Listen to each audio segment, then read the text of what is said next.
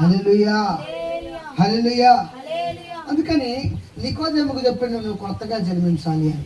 ఇప్పుడు నీకు నేను చెబుతున్నా, ఒకవేళ నువ్వు దేవుని రాజ్యంలో ప్రవేశించలేకపోయినవా, దేవుని రాజ్యాన్ని నువ్వు చూడలేదా, ఇదిగో దేవుని రాజ్యంలో ప్రవేశించి ఆత్మను పొందుకునే గొప్ప గొప్ప కార్యాలను నువ్వు పొందుకోలేదా, నీకు ఇంతవరకు ఇంకా ఏమి తెలుసుకోలేదా, కొద్ది కూడా తెలుసుకోలేదా.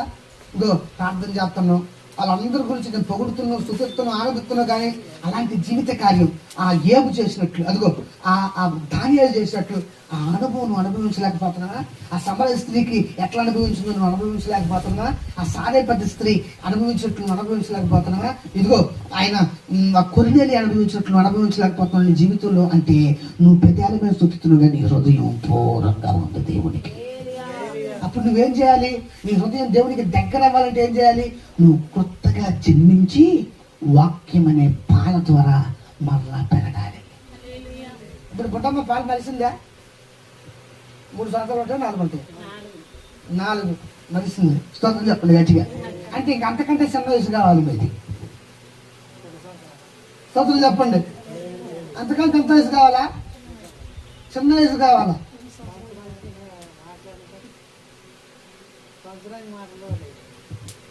సంవత్సరం కంటే తక్కువ, ఇప్పుడు 2 నెలలు 3 నెలలు కావాలి. స్తోత్రం చెప్పండి గట్టిగా. ఇంకా అంతకంటే చిన్నంటే ఎంత దూరమైనా పోవచ్చు మనం, అక్కడే 1 సంవత్సరం తగ్గిలా నేను, అంతకంటే తక్కువ వయసు. అంటే ఏంటి, నువ్వు శరీర సంబంధమైన వయస్సులో పెద్దోడివే, కానీ నీ ఆత్మ వర్ధిల్లలేదు. స్తోత్రం చెప్పండి గట్టిగా. నీ ఆత్మీయ జీవితం ఎదగలేదు. మనకు ఆత్మీయ జీవితం ఇంపార్టెంటా, శారీరక జీవితం ఇంపార్టెంటా?